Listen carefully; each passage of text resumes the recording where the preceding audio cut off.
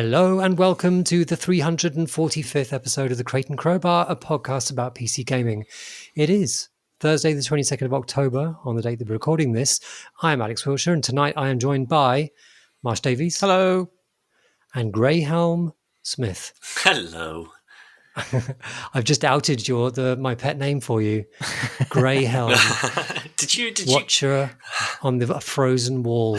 Was it you that came up with Greyhelm, or was it? I don't even know. I think it might was have been a Marsh. jointly created mythos for you, in which you're the sole protector of games journalism, standing stoically against the frozen hordes. Still true, though. Yeah, it was true then. It's still true now. I'm the last man. Stood up on the wall. Hey, I got some news. Ooh. I was really interested to see the stuff about Alexandria Ocasio-Cortez streaming Among Us on Twitch the other night. Like she got to a peak viewer figure, which is almost the highest Twitch has ever recorded, and that seems really cool to me. In fact, a lot of stuff that's happening in the PC PC gaming world is really cool at the moment. Lots of just weird, surprising stuff. Actually, I'm kind of piggybacking a bit on what an article that PC Gamer put up last week, in which they pointed out there's just so much that's happening in the kind of leading in sort of the mainstream of PC gaming at the moment, which you just never you never really expected. Like the popularity of Among Us.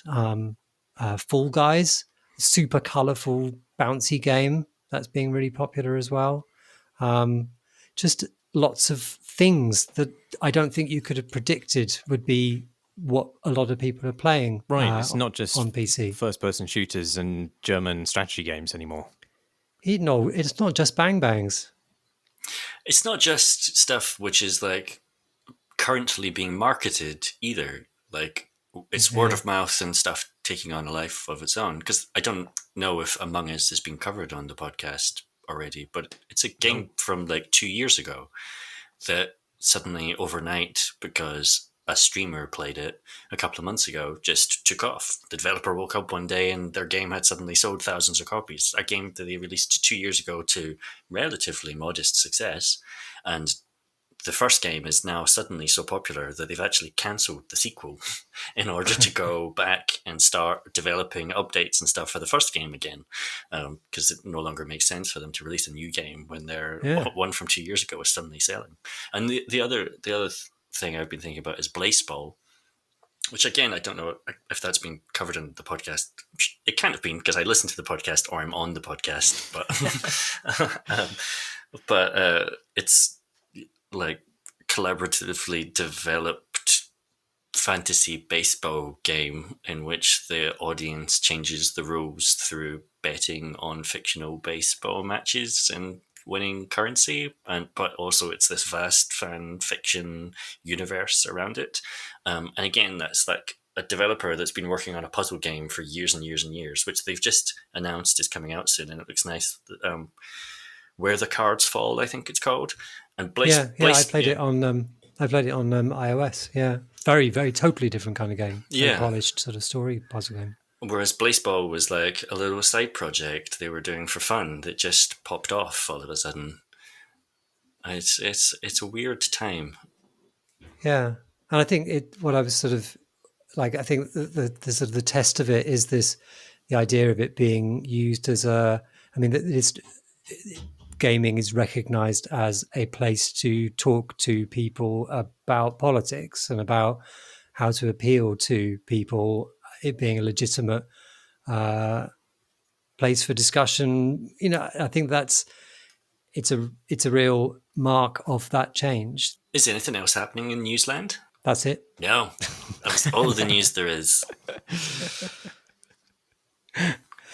I've got to apologize to you, Graham. Why is that? I'm going to apologise. I haven't actually.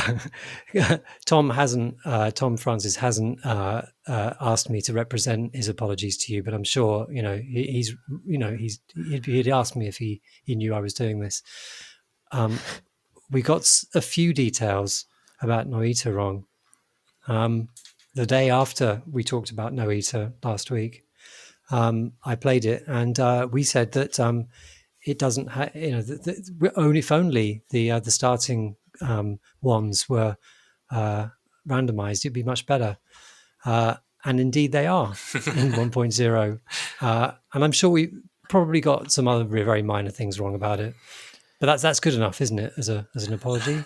Well, see, my problem's not with the minor details; it's with the sweeping arc of your sentiments about the game. Because you were quite down on it, weren't you?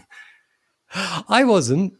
I was just nodding at what Tom said. I'm going to hang Tom out here. The one who's not here to defend himself. But I played Noita a ton in early access, particularly towards the end of last year. I was playing it a couple of hours every day, and it sort of took over Spelunky's mantle as my daily comfort game for a little while. And then I put it aside, and I've just been coming back to it now for 1.0, and I think it's brilliant.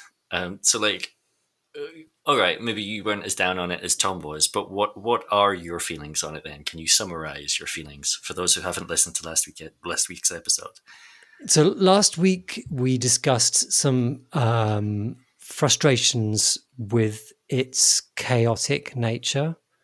I think kind of things like, kind of cast my mind back to what we were just talking about, like some of the fact that you can't prepare very well, the fact that you're unable to test some of the wands that you come across.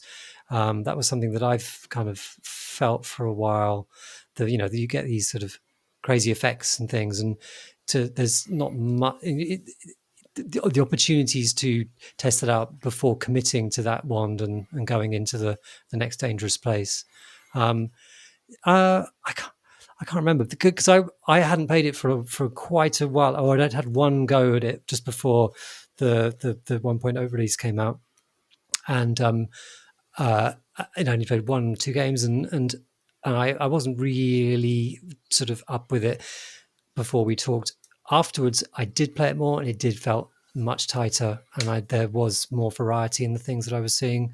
And actually, I got a really good run the first one I did, but then I did quite badly quite a few times. But yeah, I didn't have a very strong opinion, I have to say.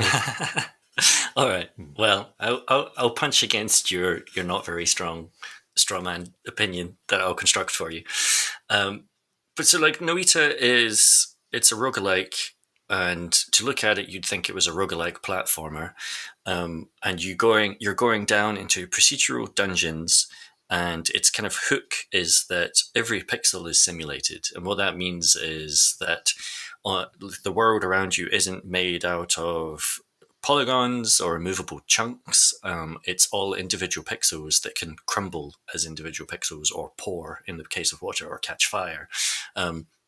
And then the world is extremely reactive. So you can find a big vat of oil and shoot a fireball at it, and the oil will catch fire, and the wood around it will catch fire. And if there's water nearby, the water will start to evaporate from the heat, and steam will rise up to the top of the caverns, and it will reach the top of the caverns, and it will start to condense against the cold stone and turn back into water and start to drink down. And you get this kind of like cascading effect. But I just described it as a roguelike platformer, but it's not really a platformer. And I described it as being about going down into dungeons, but it's not strictly speaking about going down into dungeons either through procedural levels.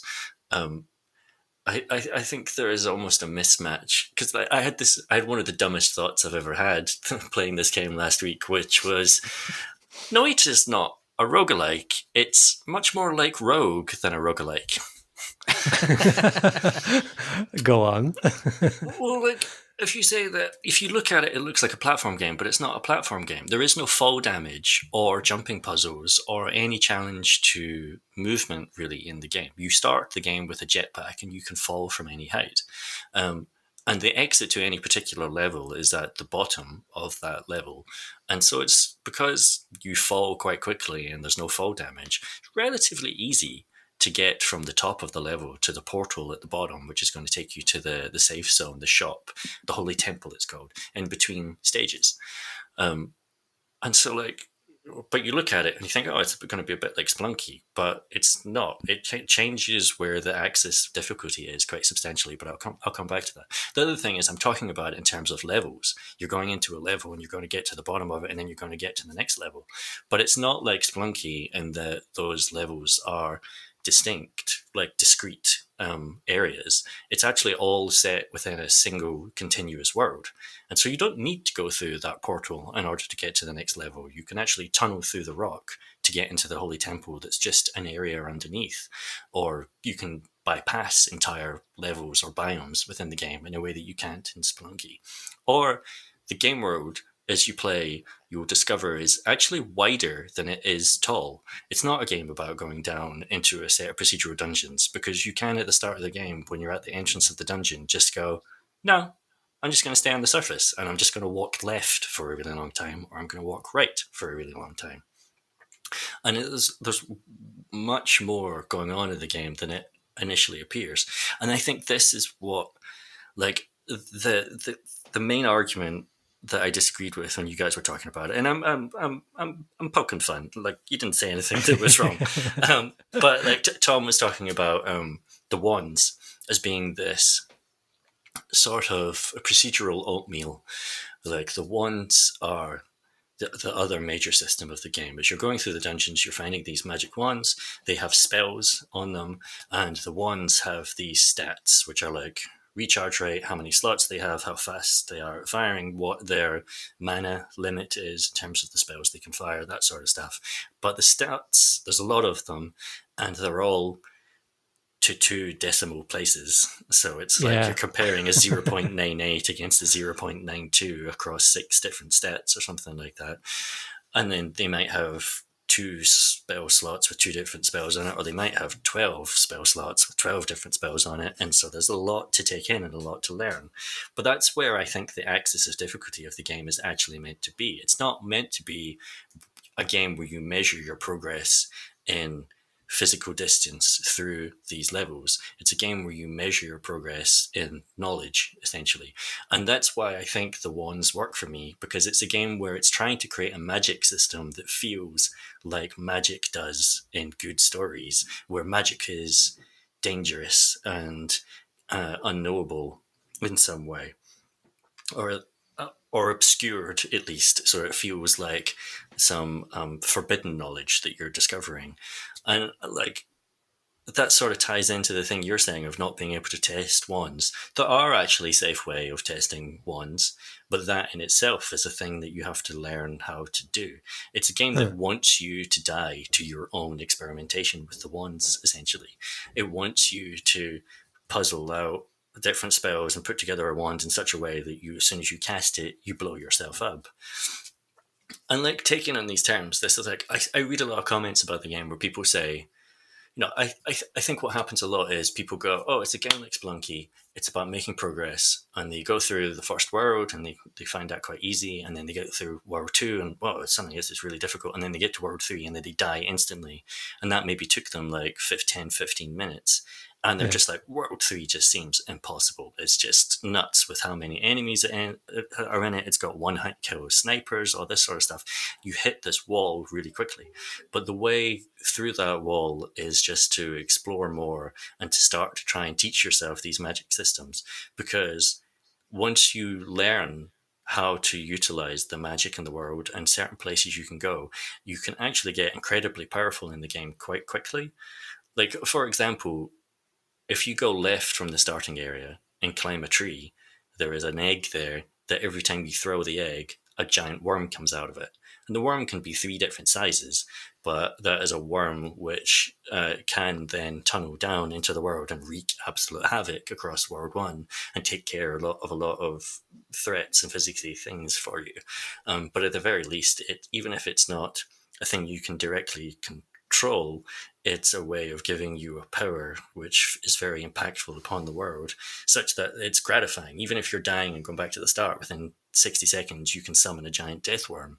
And like, there is another way, quite straightforwardly, to get an ability which causes you to explode constantly every few seconds. Um, and explode with the size of one of the game's bombs that used to be like one of the starting ones would drop a bomb and it would like destroy a big circular area and have a devastating impact. And you would only have 3 of those bombs, but there's a relatively straightforward way, once you know how to do it, of within 10 minutes of starting the game, just being exploding non-stop every 15 seconds so that the world around you is just constantly being destroyed. Um, but it's about discovering that knowledge and the experimentation and the mistakes you make along the way, rather than Yeah. the Spelunky thing of getting through these puzzles. And that's what I feel like, if you were to take those ones and all the stats of them and maybe like more cleanly categorize that stuff, as you might in, say, something like Diablo or something like that, where you color code them or you give them fixed traits or names or any of that sort of stuff, I feel like you would instantly crush down that kind of the breadth of it that you're exploring and puzzling out, and that feeling of the magic that you get from that system, into something that would just feel like an RPG mechanic that you're with a natural power progression that would be much Yeah. less interesting to me. I think it's like I totally get what you're saying, and I love that promise about it. I think that I haven't felt it because of the kind of the trousers that it's dressed in. Because I think as soon as you give something like a 2 decimal point value, I think for me Those are very short trousers. they've just become very short trousers, and that's just embarrassing for all. No, it's the fact that for me that makes me interpret it as a science rather than a magic, and therefore that it's suggesting that it should be knowable to me. I think that actually, if they dress it up with weird symbols which say, hey, take the time, you can learn what these symbols will be, but they're always going to be at arm's length from you, that might actually serve that feeling a little bit better. Like, because, the stats, you get like recharge time, this and the other. They're very precise. They're very, very specific as well. And I think it's the language that this stuff is being told in. I think language that actually, I think that at your level, you've kind of gone beyond. You don't really look at it because it's it more instinctively, and that's where I'm struggling to get to.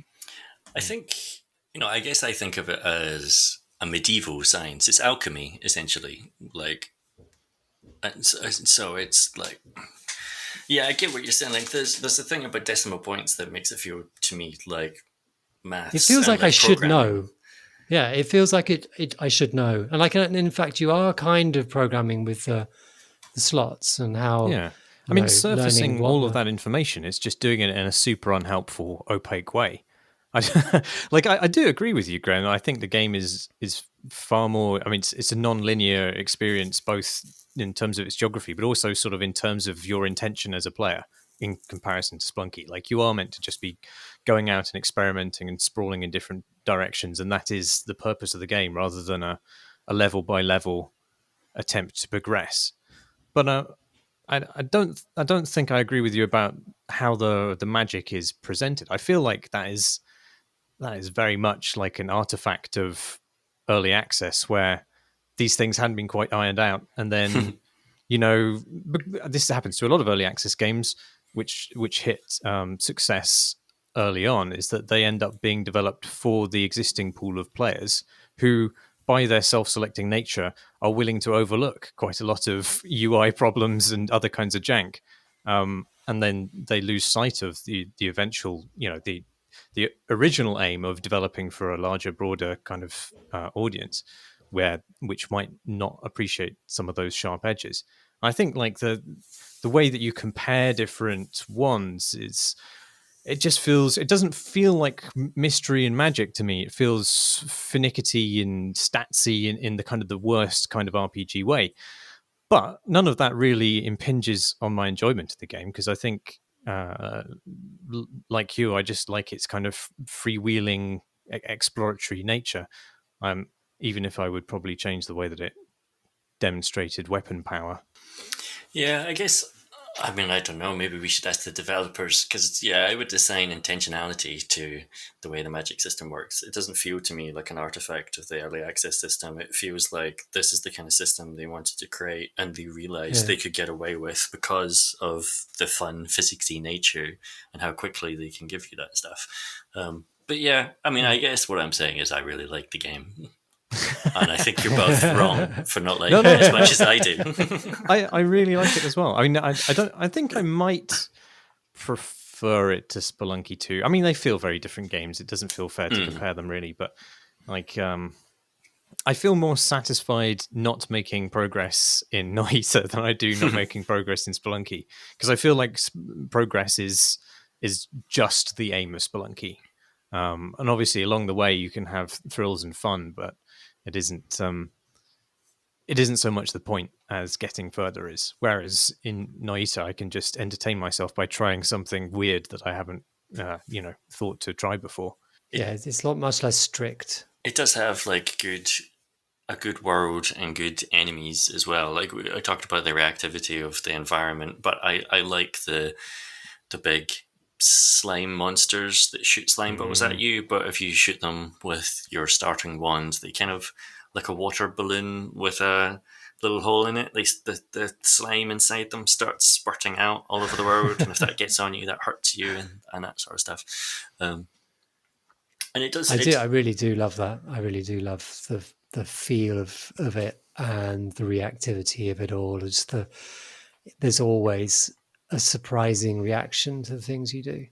It maintains a lot more of those old games like NetHack and stuff like that as well, in terms of there is a really robust potion system in there as well, and there is an actual alchemy system and how you can combine those different liquids, and you carry around flasks with you and that sort of stuff, and you can eat pretty much anything that you come across. So if you kill one of the giant death worms, for example, you can then just go over and start eating its blood, and that like confers certain status buffs and debuffs upon you. And you can drink certain things and then get a stomach ache and then start to vomit. If you drink things that are bad for you, and then your vomit is like a physicsy thing in the environment, so you can go throw up into a vat of oil and watch your sick float around on the surface of it. Does being covered in your own sick retard fire? I don't know. I suspect it would, douse the flames. I haven't tested that theory. Certainly, like one of the most powerful item in the game in some ways is just a flask filled with water. And like one of the things is that you start with a random flask with some sort of liquid in it, but it can be different kinds of liquid. And every experienced player with the game just instantly pours out whatever's in their flask, and then goes and finds a puddle of water to fill it up with. Because if you get caught on fire, if you get covered in slime, if you get covered in any of the various liquids in it, you just want to spray that water all over yourself to wash it off. So that highlights something that I do feel a little nervous about in this game, which is that sort of you've got this incredibly open, freewheeling world, rich with all these different interactions and things, but there are definitely very much better ways to play. So there's this all important water. It's such an important thing that just give it to me at the start. If I've got to go and just refill it myself, why am I not just getting it right at the start?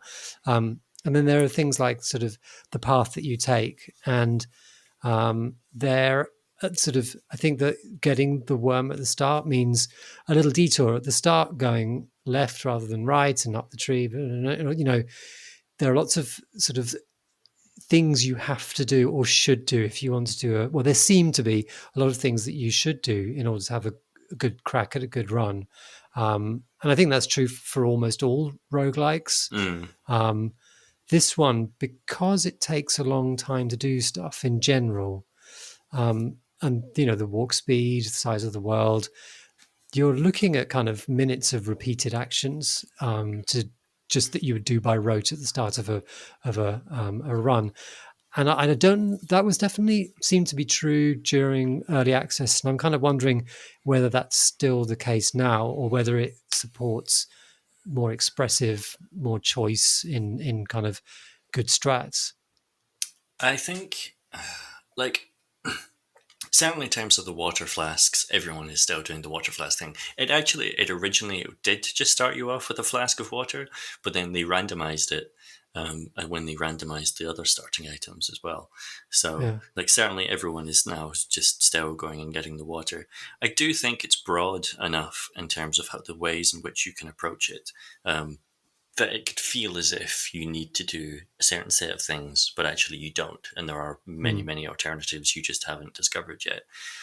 And like that was part of what I enjoyed about the early access process of playing it, was that sense of like the possibility of the space, the possibility space of the game continually expanding as I broke through walls that I thought would have nothing behind them to discover whole new worlds and whole new routes and that sort of stuff. Yeah.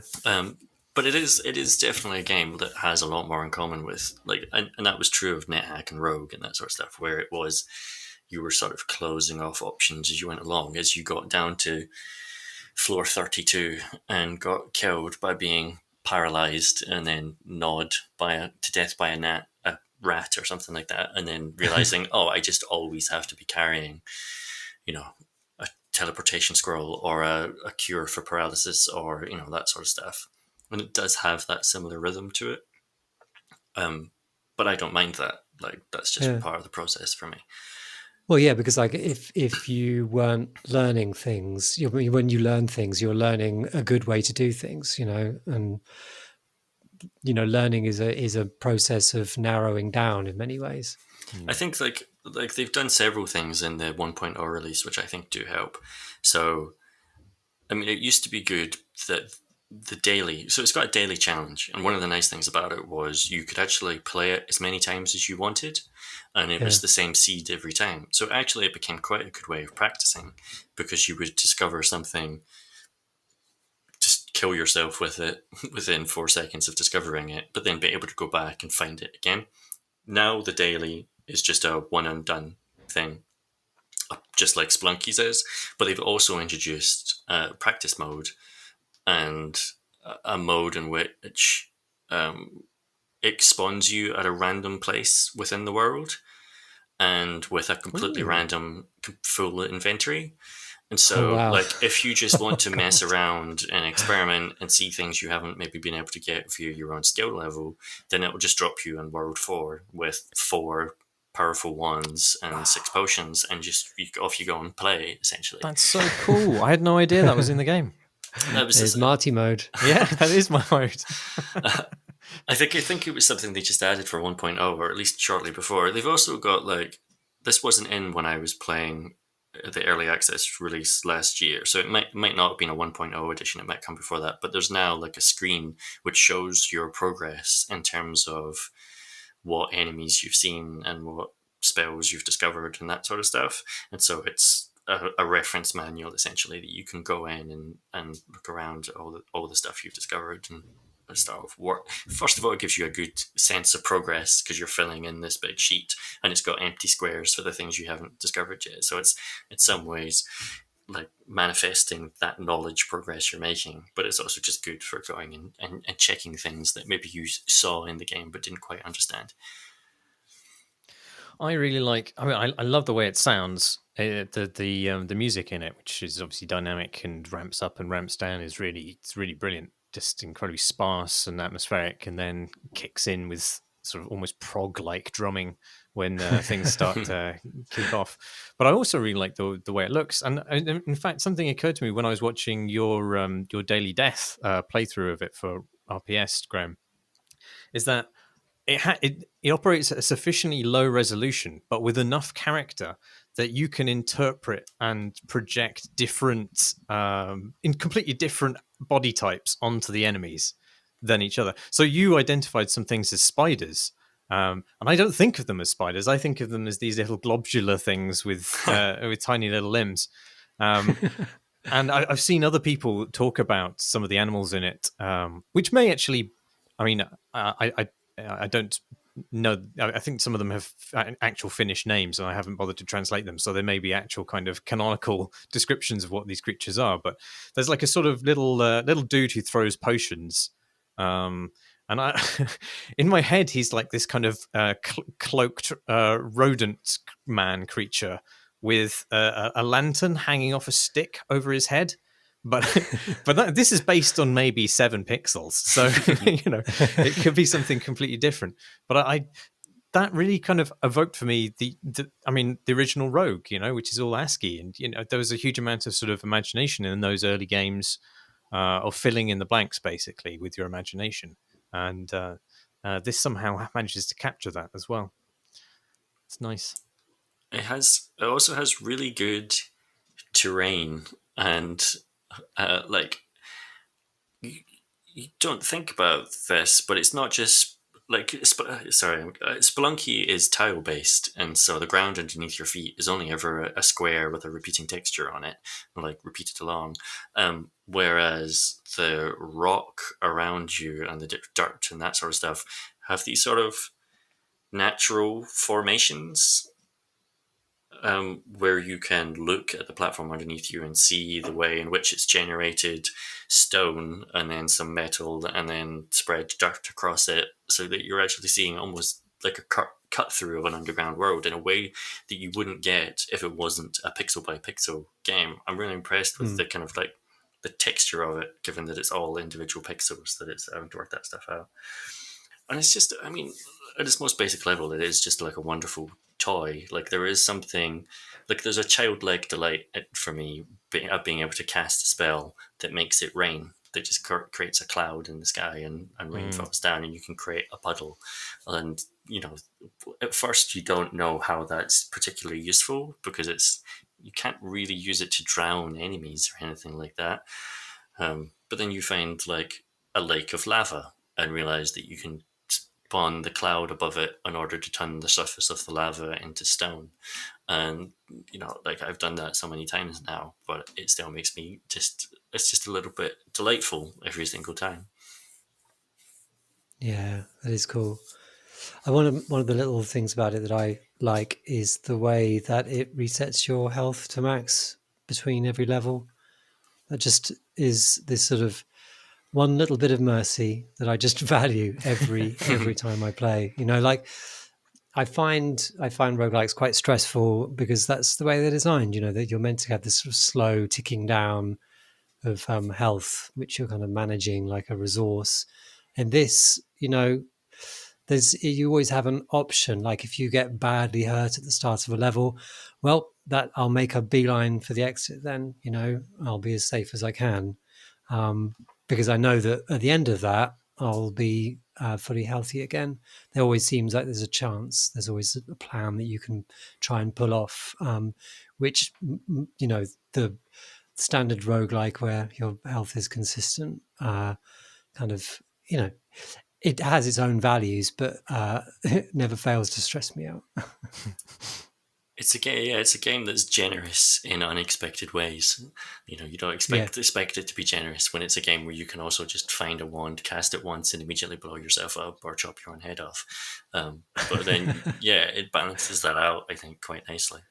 It's not. I just remember the death I had in my good run, my first good run on 1.0, and I went near a lake and.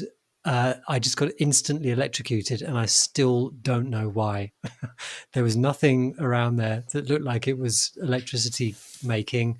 I just died instantly, and that was that.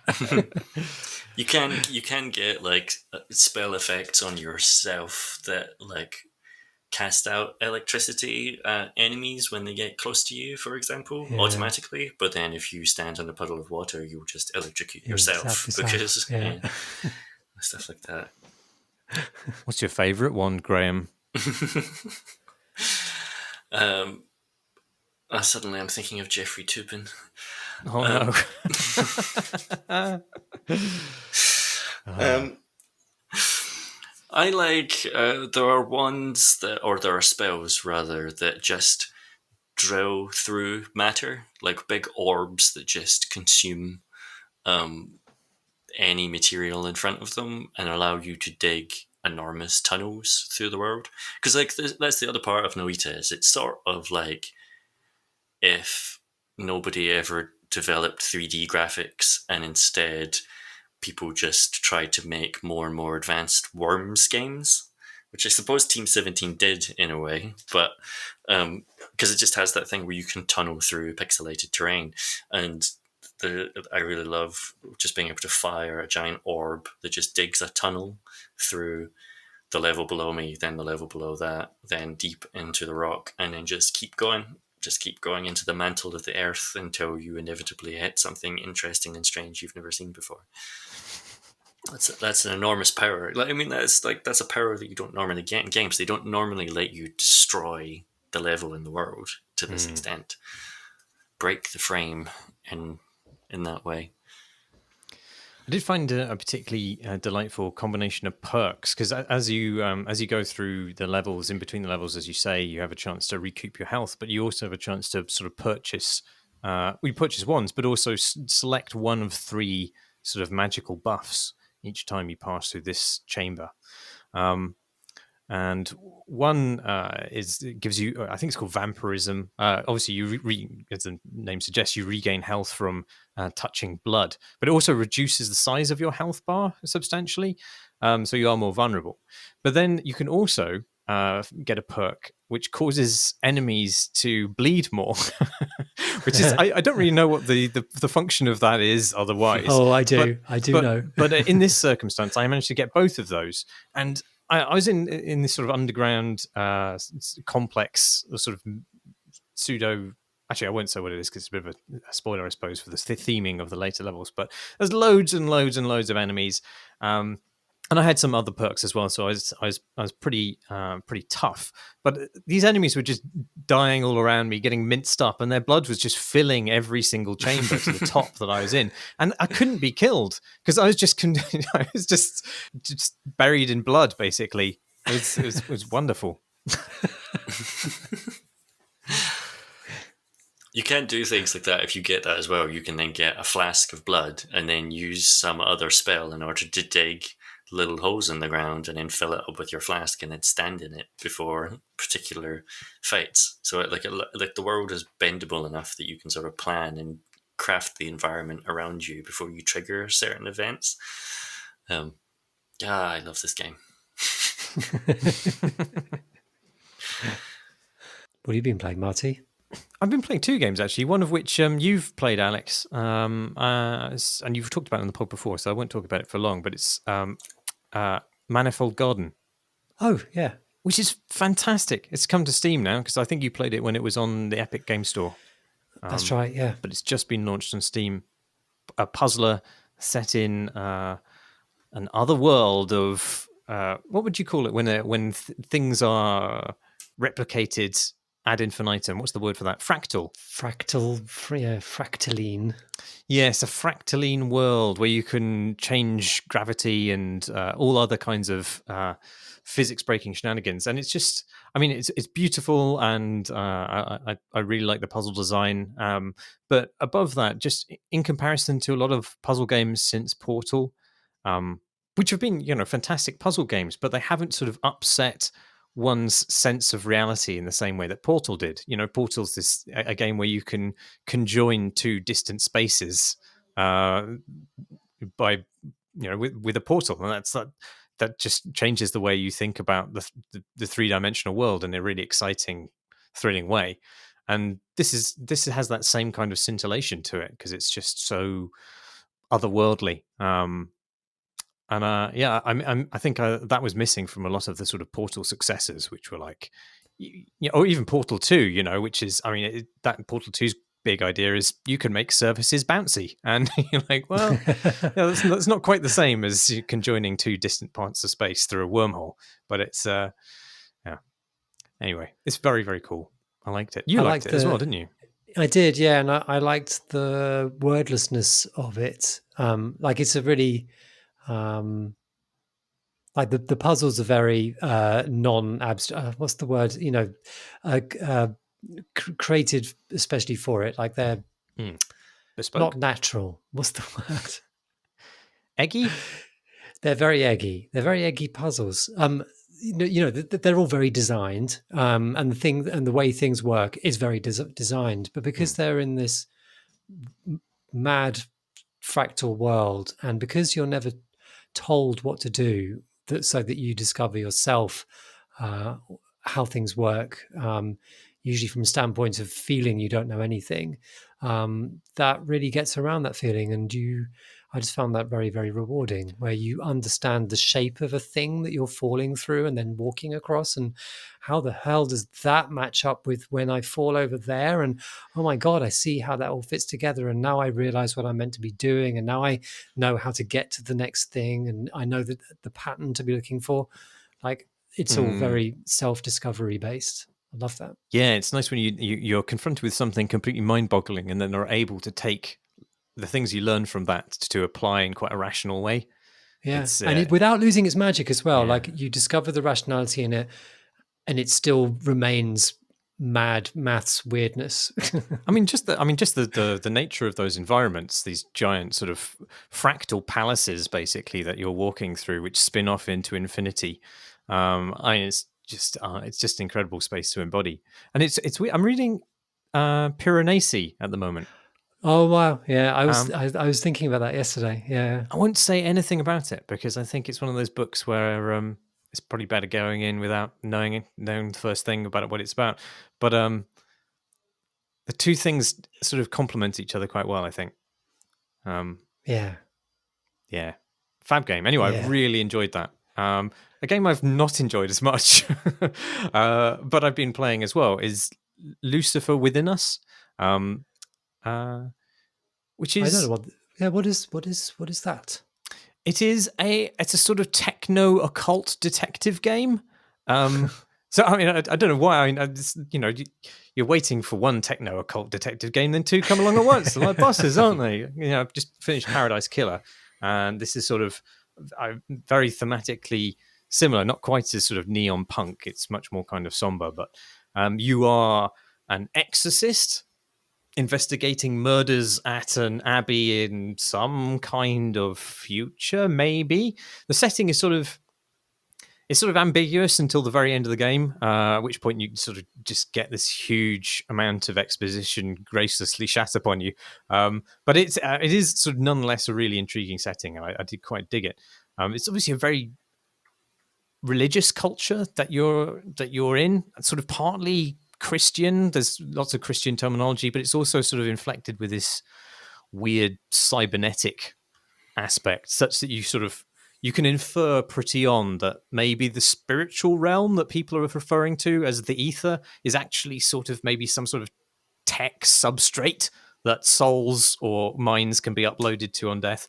But it's also sort of the means of connecting and powering certain electronic devices, and it's the medium in which God is meant to reside, and also from which demons emerge. Actually,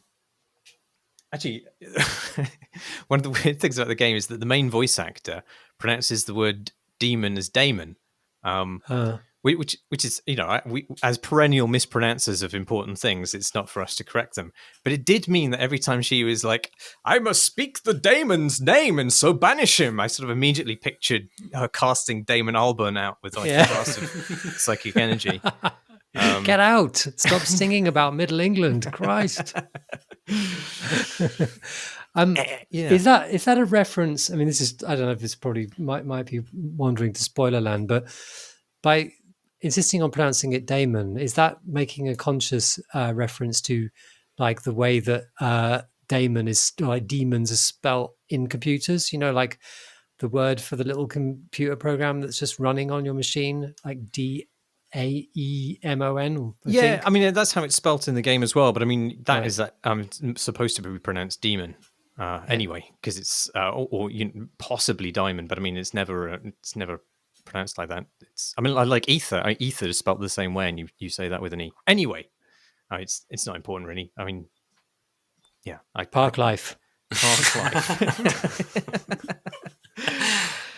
Yeah. Anyway, the point is, someone's only fucking gone and died, haven't they? And it's a bad murder. It's a bad murder. The head's been blown up. Oh, yeah. been blowed all the way up during what appears to be some sort of cyber coronation ritual involving a big organ. Not that kind of organ, Alex. A playable organ. Musical. So it is that kind of organ. And apparently, when there's a murder in this world, it usually means that somebody's mind has been corrupted by Damon, Britpop's premier Mockney, who's feeding off and cultivating some inherent vice that the murderer has, like greed or envy or something like this. And so you need to sort of investigate the scene, and you, in a top-down third-person view, and you find physical evidence, and you interrogate suspects and compare their testimonies and identify inconsistencies and accuse them of lying and things. And what's really good about Lucifer Within Us is that your investigation is, in comparison to Paradise Killer, it's really intensely structural. Like, it's really designed. Whereas in Paradise Killer, which I also really liked, you're more or less sort of just going back and forth between characters until new dialogue options appear. But here, when you talk to an individual about their testimony, the actual events as they purport them play out before you from this elevated camera viewpoint, and you get this timeline that you can scrub back and forth through like a video.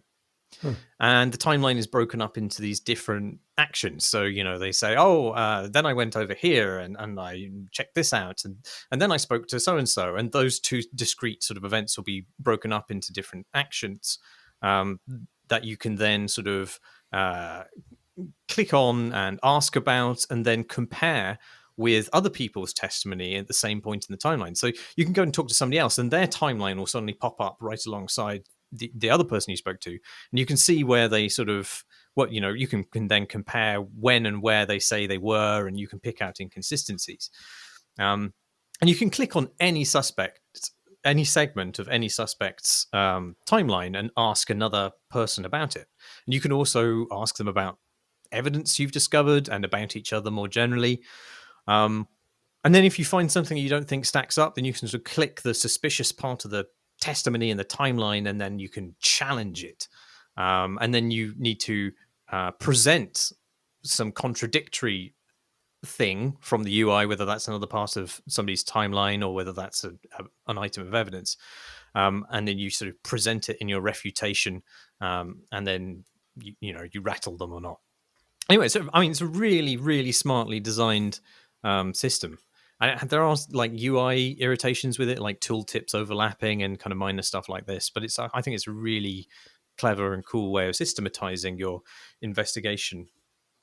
When you present a piece of evidence, is it a bit? I mean, the thing that popped into my head is the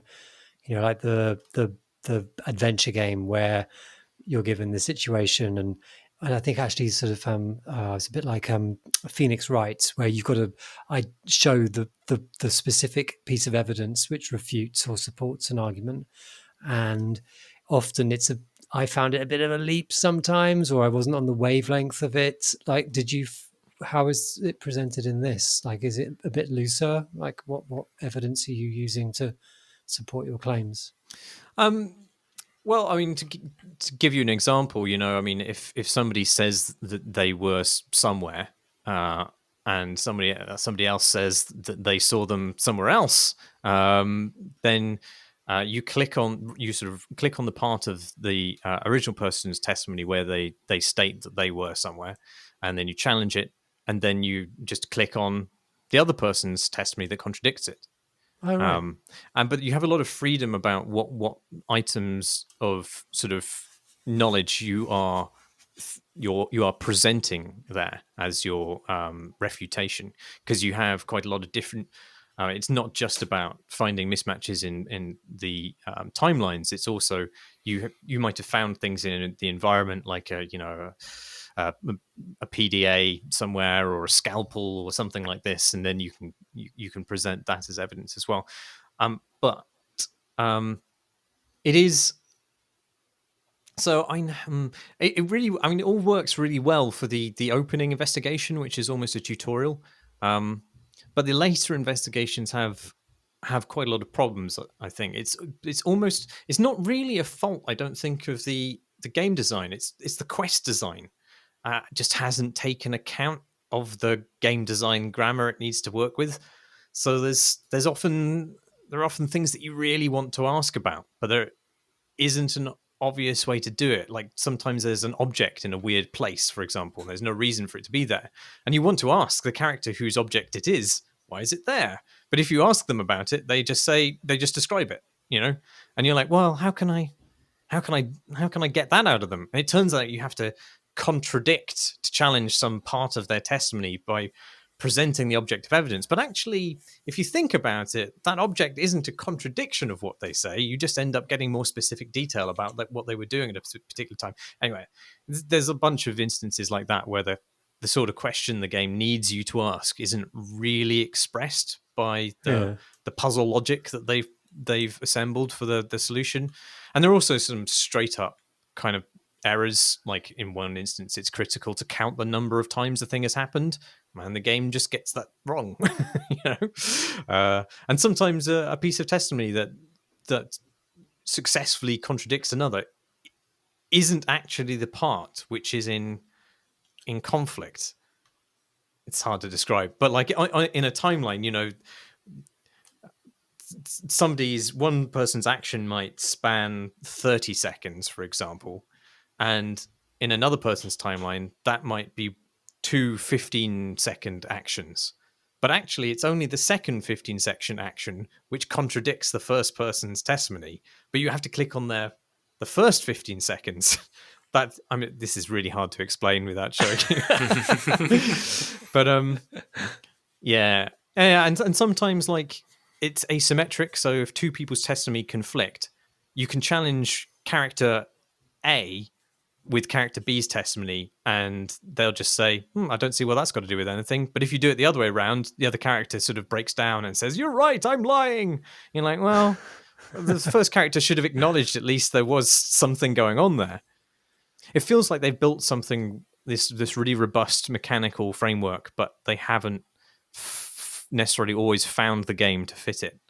And some characters just lie about stuff that makes no fucking sense at all, which I guess is like a trope of crime fiction, but it really sort of fucking takes the biscuit here and in times. And it's very short as well, which isn't really a complaint I normally raise. It's just there's just 3 investigations, including the tutorial. But the game's only 15 quid, and it's got this really cool mechanic to it, and I think that means it's good value from that perspective. But in terms of it, that's fully exploring what it sort of starts to do. Exactly, it doesn't really get time to flex its muscles, and it also doesn't. I mean, it doesn't end up really nailing a mystery with the kind of elegant design it's set up to facilitate them. But also plot-wise, the entire game feels like it's just teeing something up, and then it just ends. And I don't know if they plan to release new mysteries for it episodically or something like that, or whether this is it for that game, or I don't know. It's slightly weird that it ends so abruptly, so shortly. I don't know how long it would take you to play it, but I think the tutorial maybe took me half an hour, and I think the third quest took me an hour at most, and the second one only took a long time because I was flummoxed on how to ask a question that I knew was the essential question, which isn't, that's not really a especially satisfying way of upping the playtime. In other words, It's nice that so many people exploring this kind of area of gaming. Even Graham, like sort of investigative storytelling stuff, finding different expressions of it, like steadily maybe finding better and better ways. It's a tough nut to crack, I think, but I think whoever does will make a lot of money because every other medium basically is just completely obsessed with murder mysteries. I'm glad we're getting more of them in games anyway, even if they're not all hitting the mark. I'm not sure. Like, I agree. I don't know. I I wonder whether the popularity of the cozy kind of Agatha Christie murder mystery is the ability to sit back. I think the gaming equivalent is very sit forward, and you have to pay attention, and you've got to do the puzzles. And I think while you're watching Miss Marple, you do try to figure out what's going on and follow along and make guesses. But it's very sit back stuff, very relaxed. I'd love, this isn't really refuting anything other than just like I'm interested in whether there's a difference, like whether the same impulses that make you want to watch Morse might also lead you to play a game where you are Morse. Yeah. I don't know. I mean, I feel like I see your point, Alex. Yeah, like it. I mean, I do when I watch murder mysteries, and I watched quite a lot of them. I am always kind of like trying to work out who it is, and the most satisfying. But you're being kind of always fed it, if you sort of mean. Like that thing is, you're kind of being fed the information. You're not like that there isn't going to be a stop point. It's the show's going to continue and end. Whereas with a game, like you can feel that point where I literally don't know who to ask next. What have I missed? Which is kind of, I don't know, part of the mystery, like the kind of the fantasy of it. But I don't know. Is it the same? I don't know. I think games do make a mistake when they think of murder mysteries as, it should be a puzzle game. Therefore, I think they should be narrative games first and foremost. And you kind of want a visual novel, but with a bit more agency. But that doesn't necessarily mean obscuring all the information unless the player can like unlock it through actually having to be clever in any way. I think there are games that still find ways of spoon feeding narrative to the player while making them feel involved. And like 80 Days is a good example of that. Yeah, that's true. Actually, yeah. I think there's a Danganronpa as well. I mentioned it last time when we were talking about the previous mystery game. Yeah, which is it's a visual novel, basically, but it has various play bits when you're kind of first person exploring a space. So you're unlocking the narrative by identifying the person to finding, and then identifying and then finding the right person to talk to. That definitely makes you feel involved. Now I'm sure there are people that do like it, but the mini game that you play when you're actually in the kind of trial situation, which comes up at the end of every chapter or something, I really don't get on with at all. It's sort of, it doesn't feel like solving a mystery to me, and I find it sort of doesn't tally up with the rest of the game. But yeah, the kind of the visual novel bit of Danganronpa, I think, does scratch a lot of the Saturday evening Poirot feel. What have you been playing, Alex? I've been playing a mystery game as well. I've been playing I Am Dead. But the mystery isn't about your death because you're the one that's dead. It's a very English game by a studio called Hollow Ponds, who are behind Wilmot's Warehouse, and lots of actually the makers have done all sorts of things. They did that snaky one, the snaky PlayStation one. Yep. What's it called? Which my brain has gone completely blank on. God of War? God of War. That was it. Yeah. Ho Hokum. Thank you. Ho Hokum. So these games are all very, very different from each other, despite having the same designer and the same artist, I think. The artist being Richard Hogg, who uses these fantastically bright colours, very, very graphic visual style. He's comes from an illustration background. And so these games are all very, very different. I Am Dead is 3D, whereas Wilmot's Warehouse is very 2D. Hohokam is also 2D, but very kind of vectory style graphics. But Richard Hogg's style is just so graphic that they all look like they're from the same family. Like, lovely. Anyway, I Am Dead is set on an island, a very, very kind of very, very English island, very Radio 4 island. And you are the curator of the island's museum, and you were dead, and now you're a ghost. Unfortunately, and rather non-Englishly, the island has a volcano on it, and the volcano is going to erupt. But in order to stop the eruption happening and therefore destroying everything on the island, you have to find a guardian who is a ghost, another ghost, but has been hanging around for longer, because this ghost has got to be more than 1,000 days dead, to act as stay behind fundamentally without going on to the afterlife, to remain as the guardian of the island. And so you're given a series of fundamentally levels, which are in which you try to find the ghost, to uncover the ghost who has not passed on to the afterlife yet. And you do that by just rooting through their stuff, basically. And the way that you root through their stuff is really cool, because you get it's a set of 3D little views of interiors of houses and a lighthouse and a park and various other places. And each of these places you can rotate the view around, and you can highlight objects within each space, starting at kind of like the room scale.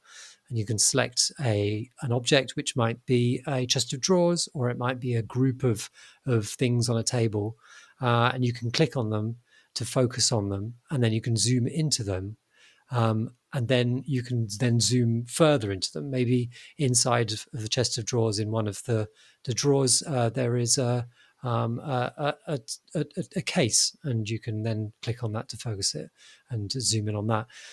Once you're zoomed in on an item or an object, you can slice through it, which basically, at the angle at which you're viewing it, the game will just cut through it, revealing a cross section of that object, allowing you to see inside things that you can't actually touch because you're a ghost. What all you're able to do is to see stuff. And this means that you're just looking through drawers, and you're looking through golf bags, and you're looking through cases, and each of the objects in these places reveals a little bit about the character that you can fit in yourself. There are also going to be people walking around or sort of around these spaces in which who will have memories of this ghost that you're looking for, and these memories will highlight an object that you're specifically trying to find in the area, and the way that they reveal these objects reveals a little story, which is always voiced. Should say that one of the voices of a fox, in fact, is played by none other than Pip, our own Pip. A fox? She plays a fox? She does. Is she in a shard? Do you find her inside the shard? There's no shard, but I think that she used the shard very much as a standpoint for, becoming the fox.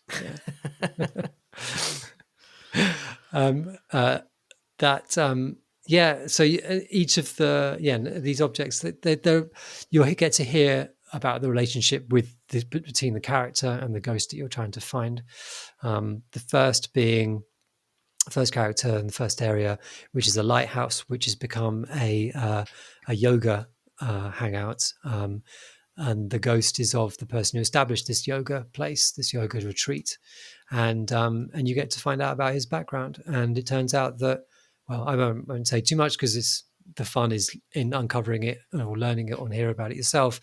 But one of the things about him is that he was a soldier in Afghanistan, and that made him a little bit sad about things. But the tone is poignant and goes to places that you wouldn't expect from some of the presentations. Like you assume that it's going to be quite cozy from the imagery and some of the voice of your character and things, but actually, it doesn't shy away from going to places which are like less so. Like for this Afghan vet has a robot who helps him run this yoga retreat. So it is quite a wide dynamic range of things that you'll come across. But I found it just really nice, just rooting around. It's really chilled. Played it with my daughter for a long time, and we like poking around in people's stuff, and this game allowed me to do that. I was supposed to do that. It sounds very nourishing, very wholesome. It is wholesome. It was nourishing as well. It's by Holopons, and Holopons is also the name of a song by Damon Albarn. No, he's haunting our podcast. He's the looming spectre. Is complete. the dark ritual has occurred. Soon Jarvis Cocker will emerge from the firmament, doing a bit of spoken word poetry about. She didn't say she liked biscuits or something. I don't know. Whatever Jarvis Cocker talks about. He's come out. That wasn't you, Mike, was it? You were speaking in tongues there. About Bourbons. Tongues. Yeah, Bourbons. Tediously British. Britpop, eh? Shall we do the dark ritual, which summons questions from the question ether? As seminal Britpop band Dodgy once said, if it's good enough for you, it's good enough for me. Let's do some questions. I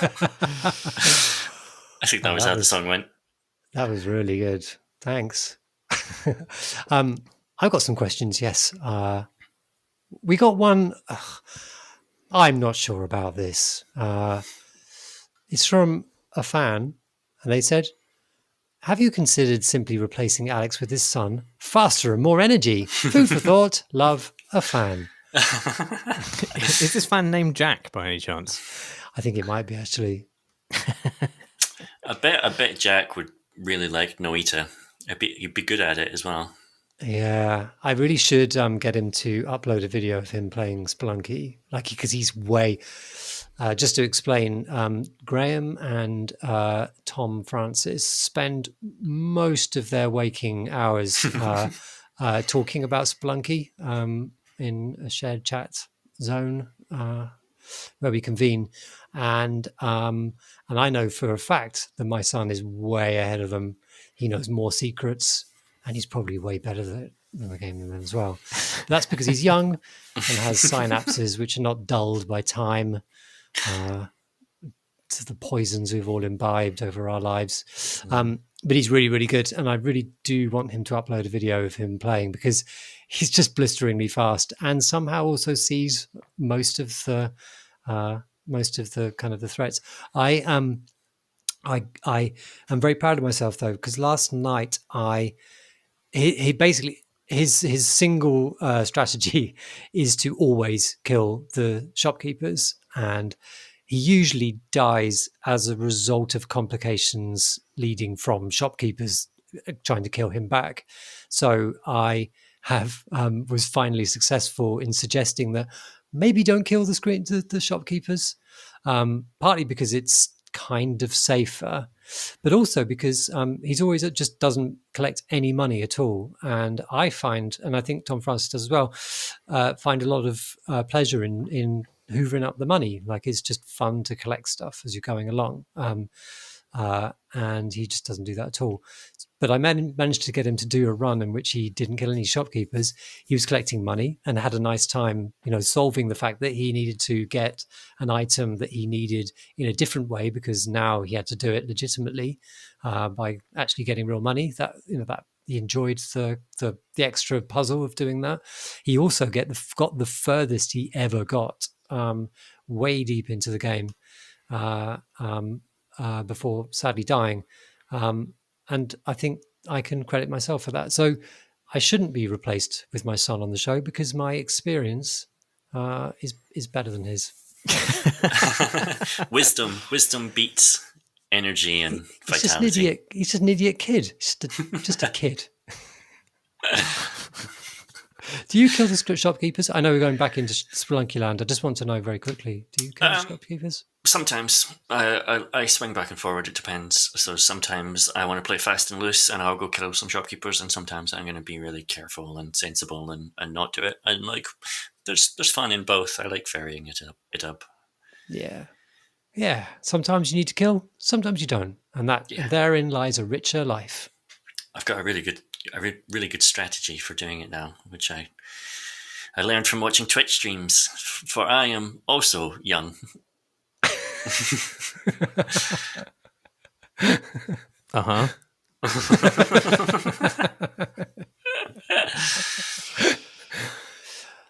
We got another question from about the teens from Tom. Not one of our Toms. Listener Tom.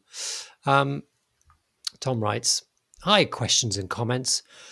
As possibly indicated by my hail, this might be more of a comment than a question. In the last episode, that is literally the last episode, Leprosy Mode, episode 344, we mentioned Spelunky 2's playground thing of an inside knowledge which makes being part of the game community of players exciting. I feel I witnessed the dark twin of this effect in Among Us, where playing with a group of players who know the game very well, it feels extremely exclusionary to anyone new who doesn't know what it means to look sus or any common task strats. I haven't played Among Us and I don't know what they mean." Anyway, back to Tom. My experience of this is probably enhanced by the fact that I'm playing with teenagers from a tabletop club I run that's been forced online due to the pandemic. Okay, I'll try to questionize this. Kids are dicks, eh? And playgrounds are cruel and unforgiving. Is this cruelness of said experiences what makes these games explode in popularity among teens? Blowing on the grazed knee from the harsh playground tarmac, Tom.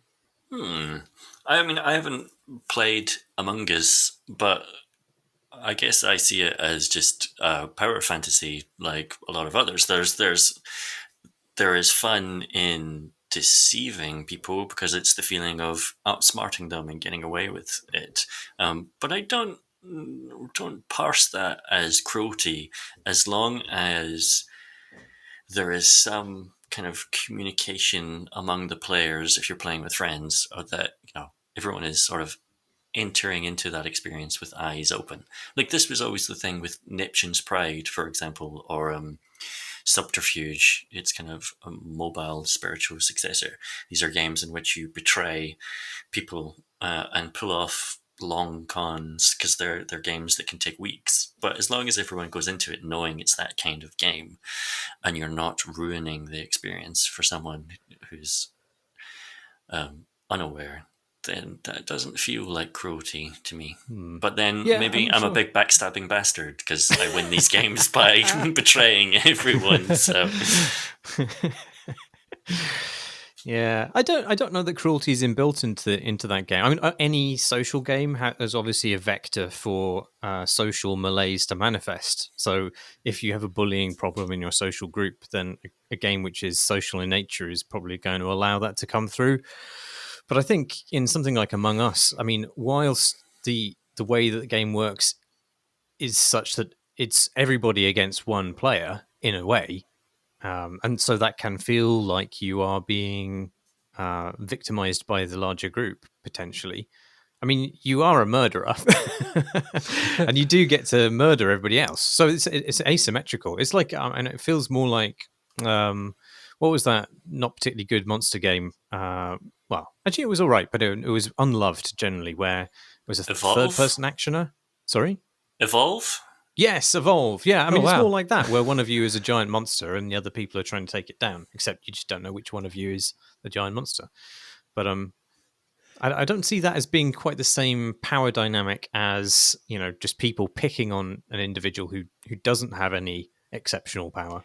So I kind of disagree because, I mean, obviously Among Us is a take on sort of mafia and werewolf. Yeah. And in fact, I think, the person who's the murderer is actually there's only one of you in this group. So the mass experience is actually being, a normo.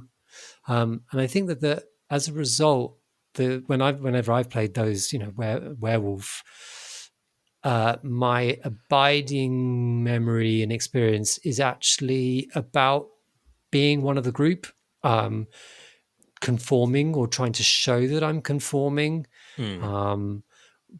wanting to feel safe because I'm one of them, and feeling, and wanting to out people who I believe are not one of the conforming group. And I think that is a dynamic which is operational in playground cruelty, because I think playground cruelty is fundamentally about, I keep saying fundamentally tonight, I do apologize, but I think that it's about learning about the cut and thrust of being in society in a not particularly safe space. But that's what's going on. It's playing at kind of social relationships, and testing the edges of what should happen, what conformity is, pulling out people because they're not, this sort of microcosm of kind of greater human, sort of adult human interactions. I think that's what Among Us. I don't think Among Us is inherently a toxic game or anything, but I think that's some of the reasons why it is exciting to play, which are the same reasons why Mafia and Werewolf are exciting to play. And those games obviously are pulled out as being design classics. They are important, ludically important games, So, I kind of agree, but I think that there's the reason why is kind of what is about what it is to be human and social and kind of nasty to each other, which is what we are. Yeah. I don't know. I feel like you're right that there is that conformity element amongst the in-group, the people who are the villagers or the spacemen or whatever. But it doesn't feel as bad being the odd one out, because it is fun to be the monster lurking in their midst, which isn't the dynamic which is expressed on the playground. Absolutely. Because it isn't fun to be the odd one out, generally speaking, on the playground. And if I'd been a werewolf when I was at school, that would have introduced a very exciting dimension to my social life. I'd have just spent all day stroking your face. Would you? Oh. Without doubt. Whilst I was in my werewolf form, or just ordinarily? No. When you're in human form, of course. Okay. I see. That's all the questions we got. That's the end of the show. You can hang out with us and our community on our Discord channel. You can find the address for that on our website, which is at creightoncrodar.com. If you have a question for us for a future episode, you can send it to us at questions@creightoncrowbar.com, or you can tweet us at creightoncrowbar. You can also listen to the show on YouTube, which you'll find at YouTube. I don't even know. It's got a U in it. Just Google it on YouTube. The Crate and Crowbar is kindly funded by our Patreon backers. If you'd like to find out more about supporting our podcast and its spin-offs, visit us there at patreon.com/Crate and Crowbar. I think that's all is that the end furniture done? Have I constructed the furniture? You've ticked off all the boxes. Have I polished it? We're sitting in it right now. Oh, have I put a ring on the nice wood finish with a hot cup of tea? You certainly have. And you're gently caressing my face. I've been Alex Wiltshire. I've been Marsh Davis. And I've been Graham Smith. Park Life.